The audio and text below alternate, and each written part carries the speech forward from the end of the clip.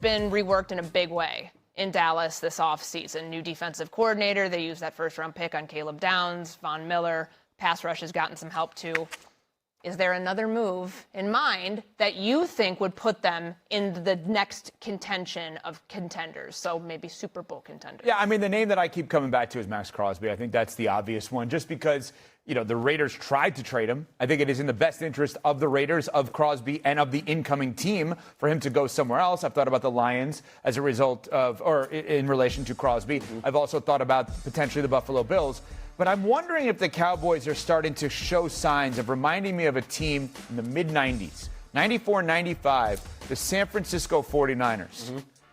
What was that defense built on? The two guys up front, and Bryant Young and Dana Stubblefield. I'm not saying that these two are as good in terms of Quentin Williams and Kenny Clark. But what I am saying is, did you notice what the Niners did back in the day? Ricky Jackson was on that team. Does anybody remember that?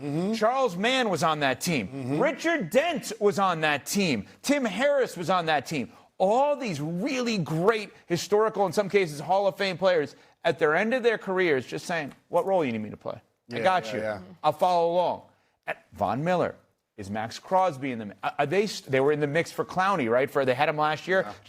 I'm wondering if the Cowboys we have what it takes. Now let's sprinkle in some of these all-time great vets to kind of put us over the top.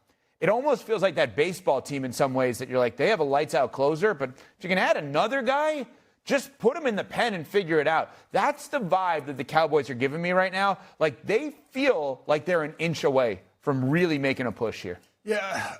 The Crosby of it all is intriguing to me. I think when Jerry talks about potentially making a move, unless you're swinging for the fences like that and giving up first-round draft picks, at least one of them, to get a guy like Max Crosby. As far as free agents go, like the Von Miller signing was a nice pickup. I don't really see other guys out there that you're just going to pick up off the street right now that's going to completely change the trajectory of this defense. A guy like Von Miller is a nice piece if the rest of the pieces all do what they're supposed to, because now you have a closer in the game. But you look at them, maybe you'll say, hey, they could use some depth at inside linebacker, another cornerback. Kenny Moore is a guy that's out there. Bobby Okereke.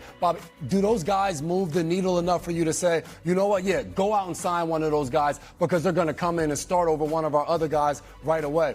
I think for Jerry Jones and the Cowboys right now, you've done a good job of reassembling your defense from a coaching staff to personnel-wise. Let's see what it looks like. Let's see if we have enough pass rush. Maybe we get to a quarter way through the season, and now we realize we do need to take that swing for the fences and go get a Max Crosby. But for right now, I don't see a move that I look at and say, no, right now they have to go and get player X to now go and compete. Well, what's important is that you don't disqualify yourself by the time we get to the trade deadline in early November. And I think that the Von Miller move helps to that end, right? You got a lot of talent when it comes to that Cowboys linebacker core, not a lot of experience. Everybody in there too deep is 28 and under. So bringing in Von Miller, somebody that's still productive in a limited role, can provide a little bit of boost in situational pass rush. But the biggest boost that he's going to bring to the team is going to happen in the locker room. It's going to happen on the sidelines in terms of being able to coach guys up. Now, as far as Jerry making a swing, I will say this. As a player that was on the New York Giants in 2011 when we won the Super Bowl, Jerry Reese, the then general manager, had a saying, you can never have enough pass rushers. And so if you get to the trade deadline and there is a Max Crosby deal to be had, then you make that move. Maybe the Las Vegas Raiders have fell out of it. They've got eyes toward the future. They're willing to sell off Max Crosby. Hell, they were willing to do it this past offseason, but the medical didn't check out for the Ravens. So maybe there is that big fish that emerges once we get to that point in the season. But I will say this, based on what the Dallas Cowboys have put in place from a coaching personnel standpoint, from a coaching standpoint with Christian Parker as their DC, there's a lot to like in terms of them being able to take some strides and to make sure that their defensive performance isn't what we saw last year, where they allowed the most points in the NFL and they allowed the highest opponent QBR. That won't be the case this season. Yeah, here's what I am in 100% conviction of. That the Dallas Cowboys believe that they are Super Bowl contenders. It's not that the Dallas Cowboys are saying they're Super Bowl contenders. Now, they've alluded to it, obviously, Brian Schottenheimer and Dak Prescott. But they actually believe it, right? That's the difference between this year and years past, in my mind. Now, actions over words, the Brian Windhorst Hoop Collective reference, is what are the actions? Von Miller is a put over the top move. That's what they think Von Miller is. Didn't Washington make the same kind of move? Didn't Washington think we were close? This is pre-Jaden Daniels, if I'm not mistaken, getting hurt. They brought in Von Miller. That's a put over the top move. Buffalo did the same thing. Now, they weren't putting over the top. The Rams did it, and they did get to the Super Bowl and win it all. Von Miller, at this point in his career, he's going to be a Hall of Famer, is a put over the top move. You don't make the put over the top move unless you think you can be put over the top. So they believe it this year. What Cece, you've said about them, it's not the lack of words indicates the belief, correct? Well, the lack of words from ownership, right? Jerry Jones is doing something different this year. That's the difference. In opposed to years past, right? In years past, because the product on the field was subpar, Jerry Jones had to be the entertainment for the Dallas Cowboys. But by virtue of his silence, I believe that Jerry Jones is telling us that he believes the product on the field can stand on its own merits, right? That's when you're allowing your football people to handle football business. That's when you allow your head coach and your quarterback to set the agenda for the team and not be the one that's front and center in regards to that being the case. So I think Jerry Jones has told us that he believes in this team at a different level than years past by his willingness to step into the background and let the key actors for the football team be in the forefront. And so that's the biggest difference in my belief in the Dallas Cowboys this season in comparison to years past. It's clear the sense of urgency is there by the moves that they've made and, frankly, how quiet he's been throughout this offseason. No big contract drama outside of franchise tagging George Pickens, but even that has seemed to work itself out. And he did drop a little hint. On July 28th, he told reporters at training camp that he had a conversation with an owner recently about a potential trade. Don't know what that was about, but we'll see. Maybe it's something that could help improve this team even more and make their way to a Super Bowl. So let's stick in the NFC. Let's head to Green Bay. Back on Get Up, I'm hearing the guesses flying around the studio. I'm going to tell you ahead of time, it isn't close.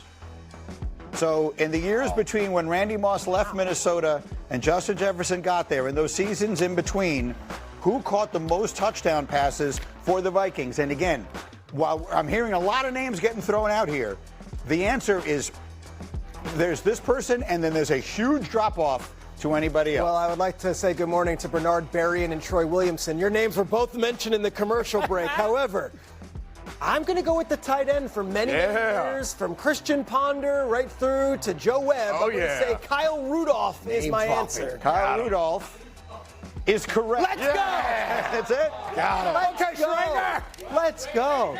He had 47. Stephon Diggs had 30. Adam Thielen had 25. I heard Thielen's name thrown around a lot in here. Look at Mike. He can't believe it. Hembo goes down. All right, back with more Camp Cam, showing you the best plays from around NFL training camps. Hey, Dominique, how about Jalen Coker? A little one-hand grab here. Take me through what we see from this receiver. I appreciate. Oh, that's incredible concentration. And I like this one-handed grab because the other ones got DBs draped all over them, and that embarrasses me for my guys. This one, no DB there to be ashamed. You just got there a little late. J-Mac, how about, give me your one. George Pickens had a nice grab in camp as well. Let me see George Pickens. Here he comes. I feel like George Pickens Every day, had just a ton of grabs. Oh my goodness. Just how he's able to allow the ball to get in there. Yeah. See, Dominic, this is what you're that's talking the about. ones I don't like. I don't like those ones. It is great coverage, but it's just a better catch. George Pickens. Oh my goodness. The casualness, right? There's just some casual. You know, they say late hands. The man just late hand. It was just one. That's really tough to do. Let me get that. Just a one late hand. The level of talent is just it's mind-boggling to see what these guys are doing. 23 days away from the start of the NFL season. So, you know, I am one who tends to always ponder, well, what's the worst thing that can happen? Let's look at the other side. Let's consider the best case scenario. Traeger, I'm starting with you. If the Vikings get the best version of Kyler Murray, then what? Well, Greeny, the Arizona Cardinals were like 10-0 a couple of years ago, and Kyler Murray was riding in the pilot's seat for the MVP award before he went down with an injury and the season went askew. They could compete for the NFC North. I don't think they're a Super Bowl team right now. I need to see something from Kyler Murray. However, when he's at his very best, and he has been at his very best as an NFL player, there might be no more dynamic player in the league. We just haven't seen it in 3 or 4 years. So I guess what I'm saying is that seems, I want to say, tepid. I'm not going to say they're going to compete for the NFC. They're going to compete for the division. But he does, because I've had people up here telling me, if Kyler Murray plays great, this team can be thinking Super Bowl thoughts. You're not thinking that way. The rest of the roster is very talented, and Sam Darnold had them as a high seed when he played at. I need to see something from Kyler before we can immediately put him in the same conversation as Darnold a few years ago, who was an MVP candidate. What do you guys think? No, I mean, I think if Kyler is at his best, this offense is incredible. But it seems like the last few years, defense has been so important for the championship team. And I know Brian Flores always has a really good defense, but they have some questions on that side of the ball. When we see that defense, if it's as good and explosive as it's been in the past, which it started to wane a little bit last year, then I think they are a Super Bowl contender. But if Kyler can have that offense rolling, if he's playing at his top level, then they're as good as anybody. Hey, it's a very good division. Let me get another one here. I want to get them all in. Neek, the Texans.